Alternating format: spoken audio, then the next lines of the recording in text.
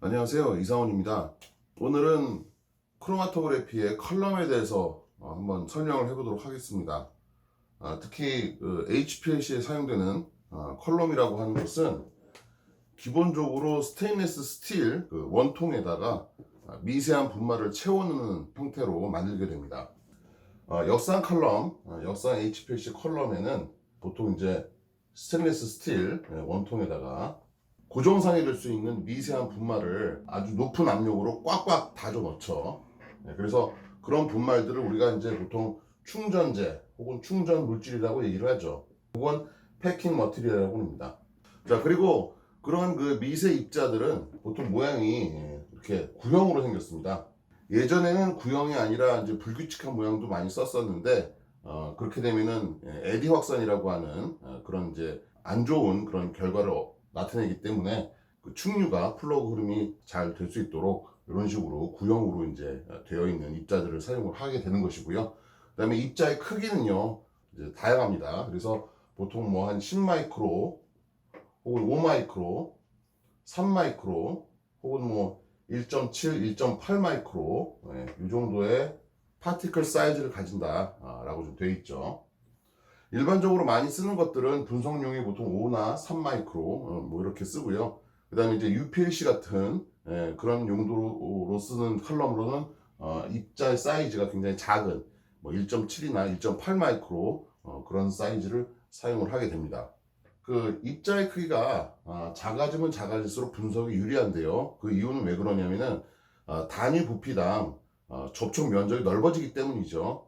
일반적으로 컬럼 안에서 혼합물들은 분리가 돼야 되는데 분리가 되기 위해서는 고정상이라고 할 수 있는 이 충전 물질과 접촉 면적이 넓어지면 많아질수록 그만큼 분리 분석에 유리합니다. 그러면 당연히 10보다는 5보다는 혹은 3보다는 1.7, 뭐 1.8 마이크로 크기의 그 파티클 사이즈를 갖는 그런 입자를 충전시켜서 우리가 분석하는 게 제일 좋겠다. 혹은 1.7보다 더 작은 것도 있으면은 그게 더 낫겠죠.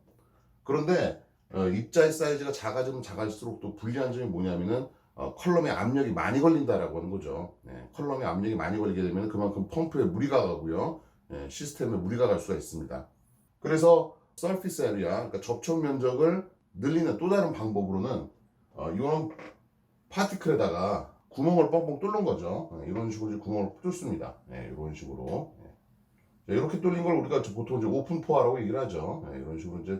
이런 식으로 구멍을 뚫는 경우도 있고 아니면은 뭐 이런 식으로 구멍을 뚫는 경우도 있죠. 그래서 이런 것도 우리가 이제 클로즈드 포화라고 얘기를 하죠. 그래서 자체로 동그란 매끈한 상태로 쓰는 것이 아니라 여기다가 구멍을 아주 많은 구멍을 뻥뻥뻥뻥 뚫어가지고 단면적을 넓히는 겁니다. 그렇죠? 그런 식으로 우리가 사용을 하고요. 그러면은 분석 대상 물질이 이 외부에만 접촉을 하는 것이 아니라 이 안까지 들어가서 상호작용을 할 수 있게 되죠. 자, 그러려면은 마찬가지로 요 그 구멍의 크기도 어느 정도 사이즈가 돼야 된다 이런 얘기죠. 그래서 요 구멍의 사이즈를 우리가 보통 포어 사이즈라고 얘기를 하고요. 보통 공경 포어 사이즈 이렇게 얘기를 하는데 이 포어 사이즈 보통 한 150 옹스트롬 혹은 뭐 300 옹스트롬 이 정도 포어 사이즈를 많이 사용을 하게 됩니다. 그래서 분자량이 좀 작은 그런 한 분자량 2000 정도에서 2000 정도 이하. 그래서 이제 저분자의 경우에는 보통 이제 포 사이즈가 150 옹스트롬 정도 이하의 것을 많이 사용을 하고요.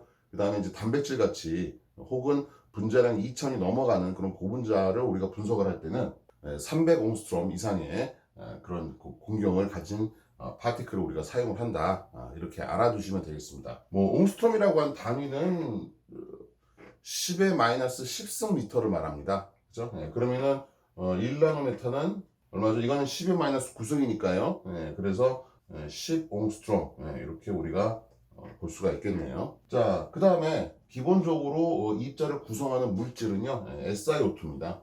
이걸 보통 이제 솔리드 서포트 혹은 서포트 머티리얼 이런 식으로 얘기를 합니다. 그래서 가장 많이 쓰는 게 SiO2고요. SiO2가 뭡니까? 유리죠, 유리. 그죠?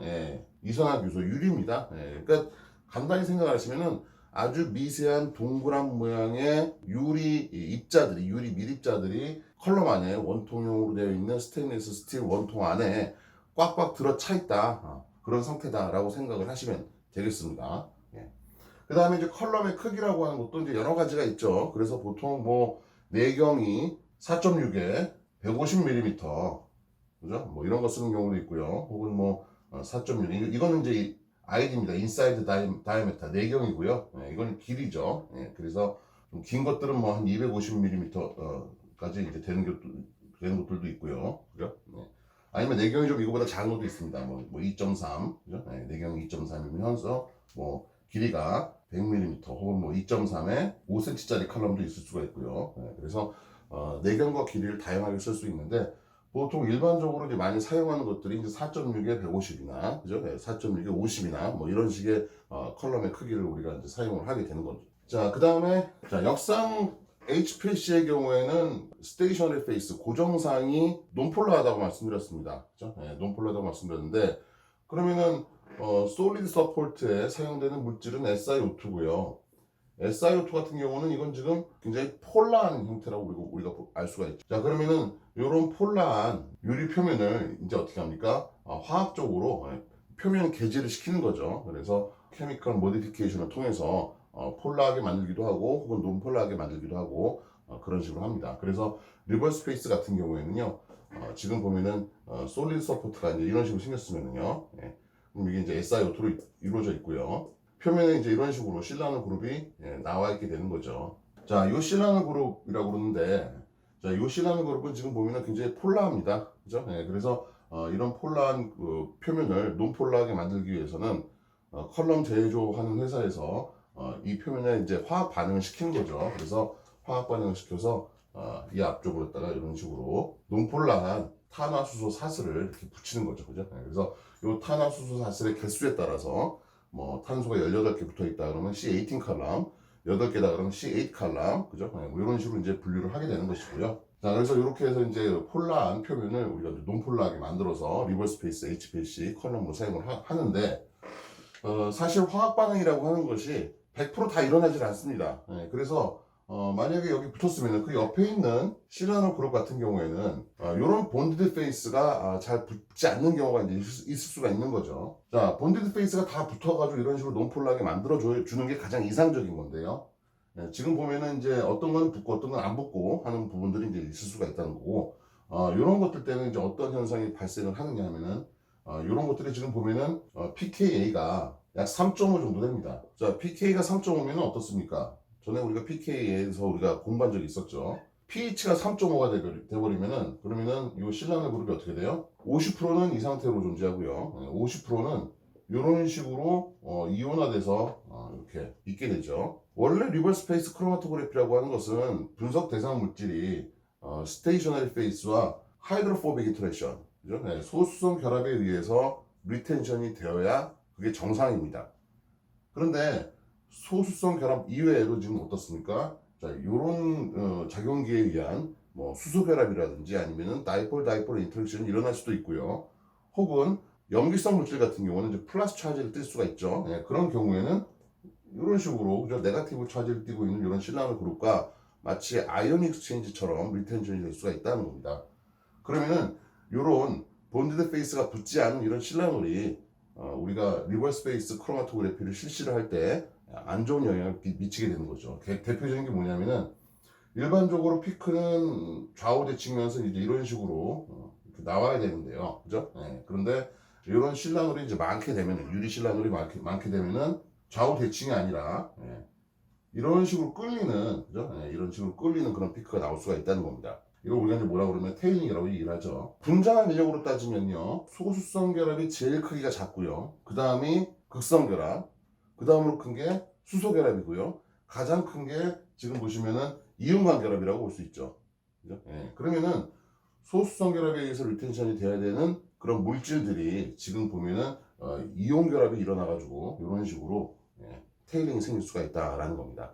그래서 테일링의 100% 원인이 물론 실라놀이라고 할 수는 없지만은 가장 많은 원인을 차지하는 것이 바로 이렇게 유리 실라놀이 되겠습니다. 자, 그러다 보니까 컬럼을 제조하는 제조사 입장에서는 이런 것들을 최소로 해야 될 필요성이 있는 거죠. 그래서 컬럼 회사에서 어떻게 하냐면은 이런 유리 실라놀을 최소로 하기 위해서 방법을 생각을 합니다. 자, 이렇게 반응이 안 되는 건 왜 그런 겁니까? 기본적으로 지금 덩치가 큰, 그죠? 예, 요런 지금 하이드로포빅한 본디드 페이스가 바로 옆에 붙어 있어서 요런 물질들이 들어와서 반응을 해야 되는데 옆에서 어떻게 됩니까? 입체 장애가 일어납니다. 이제 스테릭 힌드런스라고 그러죠. 그래서 옆에서 미리 먼저 붙어 있는 것들이 다른 시약이 들어와서 작용을 하게, 화학 반응을 하는데 지금 방해를 하게 되는 거죠. 그러면은 작은 저분자 물질을 여기다 접근시킨다면 그나마 큰 것보다는 좀 더 잘 들어갈 수가 있겠죠. 그래서 분석에는 도움을 주지 못하지만은 적어도 테일링 같은 그런 현상이 나타나지 않도록, 분석에 방해를 주지 않도록 여기다가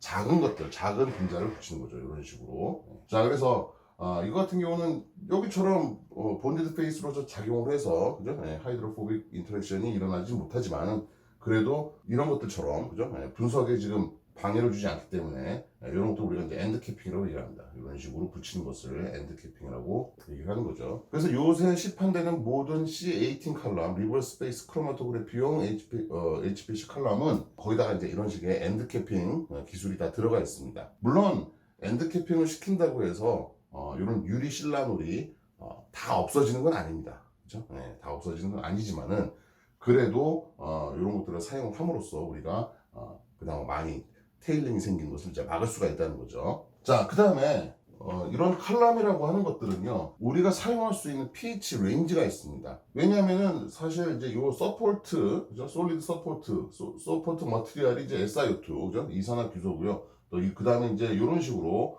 화학 반응을 통해서 본드 페이스를 이제 붙여놓은 상태잖아요.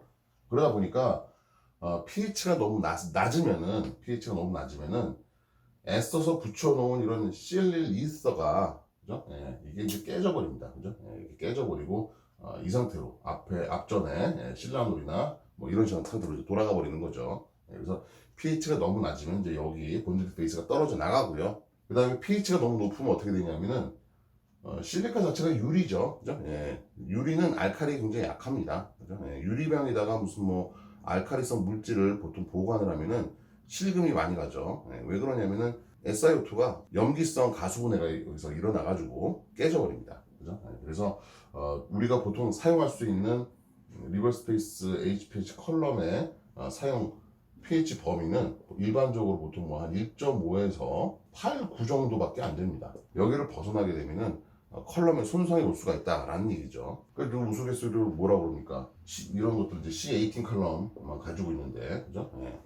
어쩌다 보니까 이제 순선 컬럼을 사야 될 경우가 생긴다. 근데 회사에서 안 사준다. 그럼 어떻게 하면 된다 그래요? C18 컬럼에다가 강산을 갖다가, 그죠? 질산, 황산, 뭐 염산 이런 것들 확 흘려버리는 거죠. 그럼 어떻게 돼요? 이게 떨어져 나가면서, 그죠? 이게 떨어져 나가면서 표면이 이렇게 실라놀로 다 바뀌어버리고, 이렇게 되면 어떻게 됩니까? 이거는 노멀 페이스 크로마토그램이 가능한 그런 칼럼으로 바뀌어버리는 거죠. 그죠? 농담이니까 그렇게 하지 마세요. 그냥 사십시오. 컬럼이라고 하는 게요, 기본적으로 소모품입니다. 물론 가격은 만만치 않지만은 분석 소모품이기 때문에 뭐 컬럼 하나를 가지고 뭐 몇 년을 사용을 하면서 그렇게 계속 쓸 수는 없는 겁니다. 가끔 이런 경우가 생겨요. 저한테 질문이 오는데 C18 컬럼을 가지고 어떤 물질을 분리를 했대요. 그래서 리텐션이 나온답니다. 그래서 뭐 리텐션이 여기서부터 뭐 이런 식으로 리텐션이 나왔다 라고 해요. 그럼 여기까지 딱 얘기를 들으면은 그 물질은 지금 이 정도의 리텐션이 안 나올 것 같은데, 뭐 저분자고 굉장히 폴라한 그런 분석 대상 물질 같은 경우는 이런 식의 리텐션이 안 나오고 좀 더 앞으로 나올 것 같다라는 생각이 딱 드는 순간에 또 뭐라고 그러냐면은, 그래서 이렇게 나와가지고 잘 분리 분석을 했다. 그런데 컬럼이 오래돼가지고 새 컬럼을 샀더니 똑같은 조건인데 앞으로 이렇게 리텐션이 바뀌어가지고 나온다. 어떻게 하면 좋겠느냐. 이런 질문을 몇 번 들은 적이 있어요. 왜 그럴까요? 좀 상당히 심각한 상황이 일어난 겁니다. 왜 그러냐면은, 자, 이렇게 해서 리텐션이 일어났다. 그리고 이 컬럼이 오래됐다. 이건 뭐예요? 오래 사용을 하면서 지금 여기가 또 깨진 겁니다. 본드 페이스가 떨어진 거예요. 그러니까 머릿속에 C18 컬럼이라고 생각을 하고 있지만 사실은 주로 실라놀이 이렇게 붙어있는 노멀 페이스 컬럼을 그냥 사용한 거나 마찬가지입니다. 그러면 어떻게 돼요? 그러면은 극성 물질도 리텐션이 잘 됩니다. 이런 것들 때문에. 그러다가 이제 새 컬럼을 사면 어떻게 돼요? 이제 이런 것들이 별로고 주로 이제 이런 것들이 붙어있는 것들이 나오니까 당연히 리텐션이 안 되겠죠. 그런 질문을 받을 때마다 참 아찔합니다. 그죠? 그러면은 이게 이 상태를 다시 재현하기가 굉장히 힘들어지는 거죠. 그래서 우리가 뭐 컬럼이 있고 분석 대상 물질 인젝션을 했더니 뭐 피크가 나왔다, 리텐션이 됐다 해서 그냥 그걸로 끝나는 게 아니라 한 번쯤은 생각을 해볼 필요가 있습니다. 과연 내가 인젝션한 물질이 내가 지금 쓰고 있는 컬럼, 뭐 C18이면 C18, 뭐 C8이면 CA, 혹은 뭐 노멀 페이스 뭐 컬럼은 뭐 노멀 페이스 컬럼, 여기에 이 정도의 리텐션을 과연 가지고 있는지, 예, 이 정도의 머무름 시간이 되는지, 예, 그걸 한 번씩 확인해 볼 필요가 있습니다. 어떻게 확인하냐면요, 컬럼 제조사에서 나온 뭐 테크니컬 시트 같은 거 있습니다. 예, 거기 보면은 물질마다 이런 조건에서 찌르면은 리텐션이 시간이 어떻게 된다라고 하는 그런 크로마토그램 같은 것들 나오거든요. 예, 그런 것들 보시고 거기서 나오는 물질들과 내가 분석하려고 하는 물질이 폴라리티가 비슷하다, 그러면은 거의 비슷한 리텐션 타임을 가질 겁니다. 그죠? 예, 그래서 그런 식으로 한 번씩은 확인을 하시는 게 낫습니다. 질문을 받다 보면은 굉장히 황당한 경우가 가끔 발생을 합니다. 그 다음에 컬럼을 사용할 수 있는 온도 범위도 따로 정해져 있습니다. 예, 그래서 사실 그 컬럼마다 사용 가능한 pH 범위와 온도 범위는 컬럼 종류마다 다를 수 있고요. 그런 것들은 우리가 어떻게 확인을 하냐면은 컬럼을 구매를 하시면은 컬럼 포장 안에 거기에 보면 이제 주의사항 같은 거 들어있는 이제 종이가 있죠. 그래서 거기 나와 있는 내용을 여러분들이 보시고요. 그대로 하시면 되겠습니다. 자, 그 다음에 컬럼을 또 보면은 컬럼의 특성 중에 카본 로드라고 하는 게 있습니다. 카본 로드. 자, 이건 뭐냐면은 사실 그 서포트 머티리얼, 그죠? 서포트 머티리얼은 SiO2라고 말씀드렸죠, 그죠? 여기에 지금 보면은 이런 식으로, 그죠? 탄화수소 화살을 붙이는 거라고 했습니다. 그러면은 서포트 머티리얼 자체는 SiO2니까 실리카니까 카본이 없습니다. 그죠? 카본이 없고, 카본이 있으려면 결국 본드 페이스에 있는 거죠.